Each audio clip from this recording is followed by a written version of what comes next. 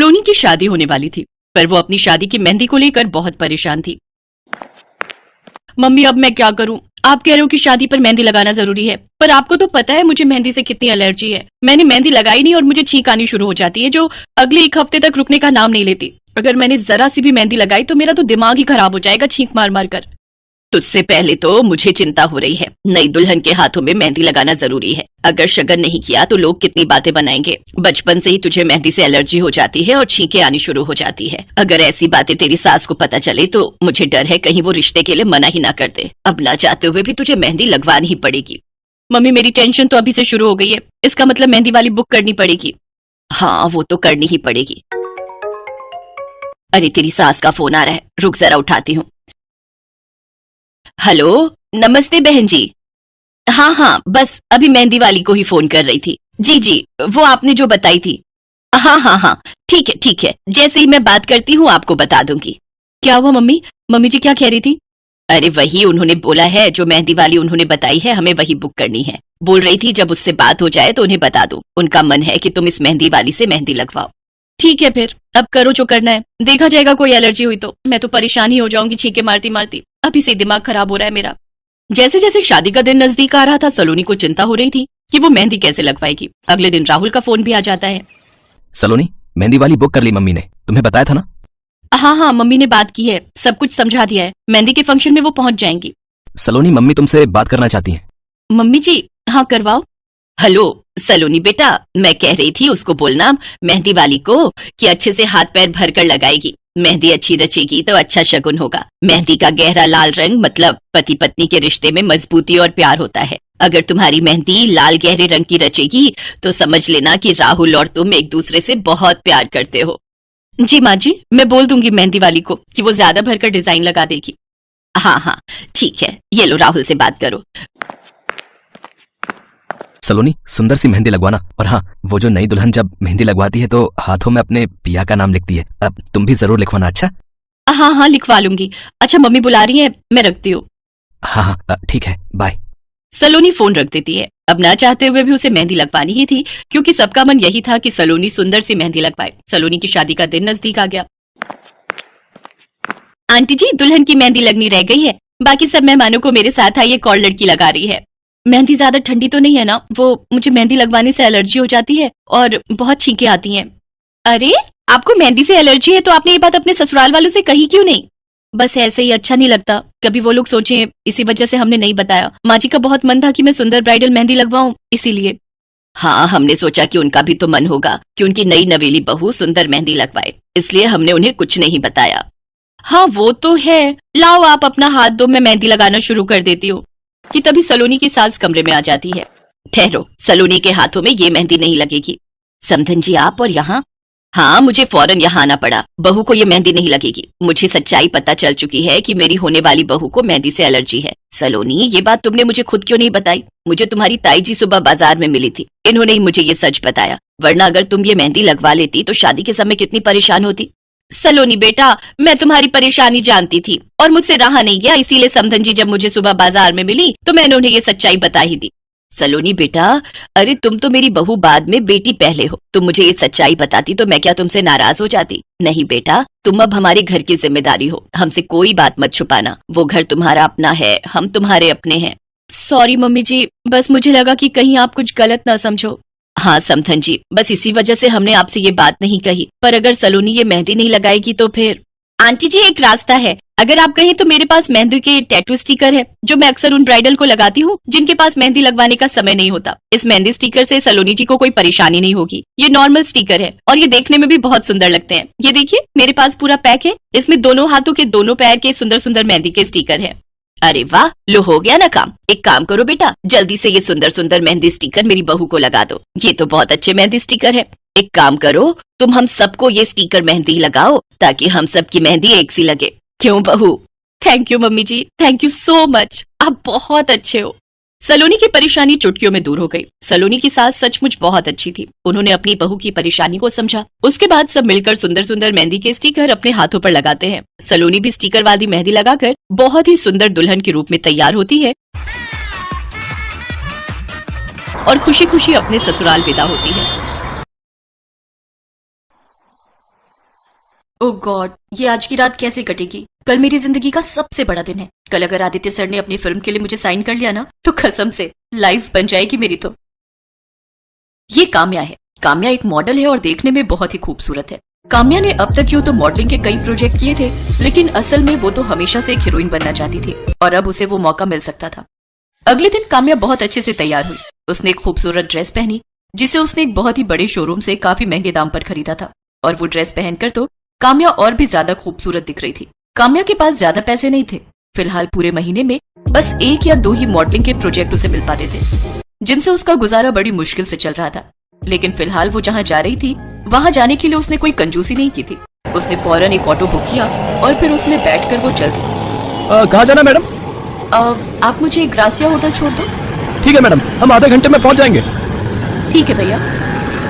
केशव, जो कि उस ऑटो का ड्राइवर था, एक अधेड़ उम्र का आदमी था।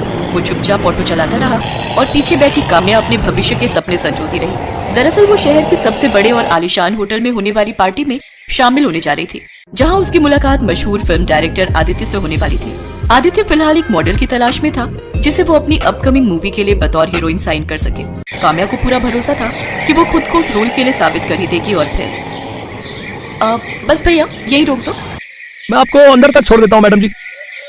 समझिए भैया, मैं अंदर ऑटो से नहीं जा सकती। अच्छा, कोई बात नहीं मैडम जी।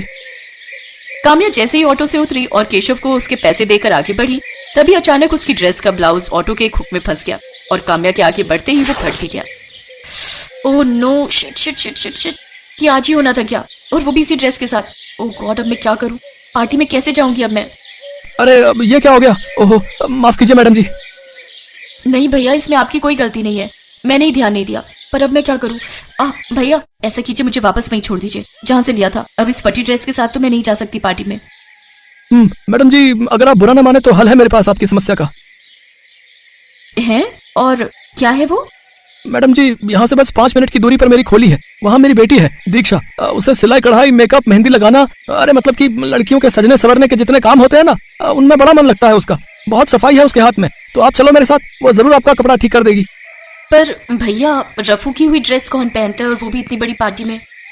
आप भरोसा रखिए मैडम जी, मेरी दीक्षा जरूर कुछ जुगाड़ लगा लेगी। आप चलिए तो। और वैसे भी अगर आपको उसका काम पसंद ना आए तो मत जाइएगा पार्टी में। वैसे भी आप तो वापस ही जाने को कह रही थी ना। पार्टी शुरू होने में अभी 1 घंटा बाकी था। काम्या के पास नई ड्रेस लेने के पैसे नहीं थे, तो जब कोई और तरीका समझ में नहीं आया तो काम्या ने केशव की बात मान ली। केशव उसे अपनी छोटी सी खोली में लेकर गया, जहाँ पहुंचकर उसने अपनी बेटी दीक्षा को पूरी बात बताई और फिर खुद बाहर चला गया। अब देखो ना, क्या वाकई इसका कुछ हो सकता है क्या? देखो, मैं नहीं चाहती कि किसी को पता चले कि ये असल में ये ड्रेस फट गई थी। आप बिल्कुल चिंता मत करिए दीदी, फिलहाल ये लीजिए मेरे कपड़े हैं, आप इन्हें पहन लो और मुझे ये ड्रेस दे दो। तब तक मैं सोचती हूँ कि करना क्या है। दीक्षा ने काम्या की ड्रेस ली और फिर उसके फटे हुए हिस्से को पूरा काट कर उस पर सिलाई लगा दी और फिर उसने वो ड्रेस काम्या को पहनने को कहा।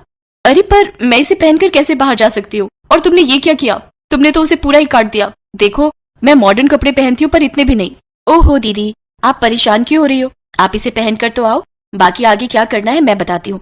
और आप भरोसा रखिए, मैं आपको इस आधी ड्रेस में नहीं भेजूंगी। काम्या के पास फिलहाल दीक्षा की बात मानने के सिवाय और कोई चारा नहीं था। उसने वही ड्रेस पहनी जो फिलहाल पूरी बैकलेस थी और फ्रंट साइड से भी काफी डीप नेक थी। लेकिन फिर ठीक है दीदी, अब आप यहाँ आकर बैठ जाइए और मुझे बस 10 मिनट दीजिए। इतना कहकर दीक्षा ने अपने हाथ में मेहंदी का एक कोन उठा लिया, जिसे देखकर काम्या को कुछ समझ नहीं आ रहा था। लेकिन फिर भी वो दीक्षा की बात मानकर वहीं बैठ गई और फिर दीक्षा ने शुरू की अपनी कलाकारी।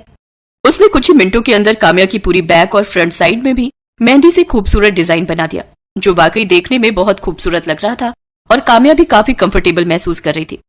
क्या बात है, तुम तो सच में जादूगर हो दीक्षा, कमाल कर दिया तुमने तो। ये तो बहुत अच्छा लग रहा है। अच्छा, तो मैं इस काम के कितने पैसे दे दूं?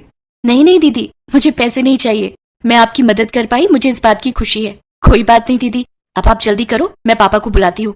आपको सही समय पर पार्टी में भी तो पहुंचना है ना। इतना कहकर दीक्षा केशव को बुलाने बाहर चली गई। तभी काम्या ने देखा कि दीक्षा ने अपना खाना आधे में ही छोड़कर उसकी मदद की थी, क्योंकि उसकी थाली वहीं मेज के कोने पर रखी थी, जिसमें सूखी रोटी के साथ बस एक प्याज का टुकड़ा था। ये देखकर काम्या को बहुत बुरा लगा। कुछ देर बाद केशव ने काम्या को ऑटो में बिठाया और फिर होटल की तरफ चल पड़ा और इस तरह काम्या बिल्कुल ठीक समय पर पार्टी में पहुंच गई। Hello Aditya sir. Oh hello sweetie, how are you? All good sir.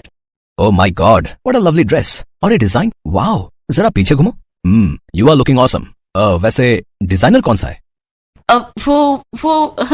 वो मेरा पर्सनल डिजाइनर है सर। इसके बाद आदित्य और काम्या में काफी देर तक बातें हुई। आदित्य काम्या और उसके ड्रेसिंग सेंस से काफी इम्प्रेस था और आखिरकार काम्या को वो प्रोजेक्ट मिल ही गया। काम्या अब बहुत ज्यादा खुश थी। और फिर दीक्षा, कहाँ हो? जल्दी से यहाँ आओ। अरे जल्दी आओ ना। अरे दीदी आप, अब कैसी रही आपकी पार्टी? बहुत ही शानदार। वहां हर कोई बस मुझे ही देख रहा था और तुम्हें पता है मुझे वो मूवी भी मिल गई, वो भी लीड रोल में। अरे वाह दीदी, बहुत बहुत बधाई आपको। शुक्रिया दीक्षा, लेकिन सच तो ये है कि अब ये सब तुम्हारी वजह से ही हो पाया है। तुमने मेरी उस फटी ड्रेस को इतना खूबसूरत और सबसे अलग बना दिया कि पूरी पार्टी की मेन अट्रैक्शन बन गई वो तो। लेकिन अब तुम मेरी बात ध्यान से सुनो। आज से तुम मेरी पर्सनल कॉस्ट्यूम डिजाइनर हो, तो अब से मैं जिस भी फंक्शन या पार्टी में जाऊंगी तुम ही मेरी ड्रेस तैयार करोगी। और सुनो, मुझे हर जगह मेहंदी वाला ब्लाउज पहनकर जाना है, लेकिन तुम्हें हर बार अलग अलग तरह की और अलग डिजाइन की मेहंदी लगानी होगी। बोलो, कर लोगी ना? हाँ हाँ दीदी, क्यों नहीं। मुझे तो मेहंदी लगाने का कितना शौक है, आपको तो पता ही है। और ये भी जानती हूँ कि कितनी सुंदर मेहंदी लगाती हो तुम। अब बस तुम्हें अपने उसी हुनर को कैश करना है और मैं तुम्हें प्रमोट करूंगी। प्रमोट मतलब मैं कुछ समझी नहीं दीदी। अरे तुम ज्यादा मत सोचो, बस जैसा मैंने कहा है वैसा करती जाओ। दीक्षा ने ऐसा ही किया। अब काम्या जहां भी जाती दीक्षा से ही मेहंदी वाला ब्लाउज और बाकी की ड्रेस डिजाइन करवा कर जाती और धीरे धीरे ये उसका स्टाइल सिंबल बन गया, जिसने उसे तो फेमस किया ही, साथ ही साथ दीक्षा के लिए भी कामयाबी के रास्ते खोल दिए। ये लो दीक्षा, ये तुम्हारी पहली कमाई है। नहीं दीदी, मैंने आपको बड़ी बहन माना है, तो मैं आपसे पैसे कैसे ले सकती हूँ? ये पैसे मैं तुम्हें नहीं दे रही मेरी बहन, बल्कि ये उस प्रोजेक्ट का साइनिंग अमाउंट है जो तुम्हें मिला है। मतलब दीदी, अब तुम एक मामूली लड़की नहीं हो, एक मशहूर कॉस्ट्यूम डिजाइनर हो, जिसके बनाए मेहंदी वाले ब्लाउज हर कोई पहनना चाहता है, समझी? मुझे देखकर कई लोगों ने तुम्हें हायर करने की बात कही है और उन्हीं में से एक ने ये पैसे एडवांस बुकिंग के तौर पर दिए हैं। वो पैसे काफी ज्यादा थे, इतने जितने की दीक्षा ने कभी अपने सपने में भी नहीं सोचे थे। उसकी आंखों में खुशी के आंसू थे और वो भी अब अपने हुनर से अपनी किस्मत चमकाने के लिए पूरी तरह से तैयार थी। किस्मत का पहिया घूम चुका था। काम्या एक बड़ी और सक्सेसफुल हीरोइन बन गई थी और दीक्षा एक मशहूर कॉस्ट्यूम डिजाइनर। फिर एक दिन, आप हमारी जिंदगी में साक्षात माँ लक्ष्मी बनकर आई हो। नहीं अंकल जी, सच तो ये है आपके और मेरे जीवन में लक्ष्मी इसीलिए आ सकी है क्योंकि आपकी बेटी साक्षात माँ सरस्वती का रूप है।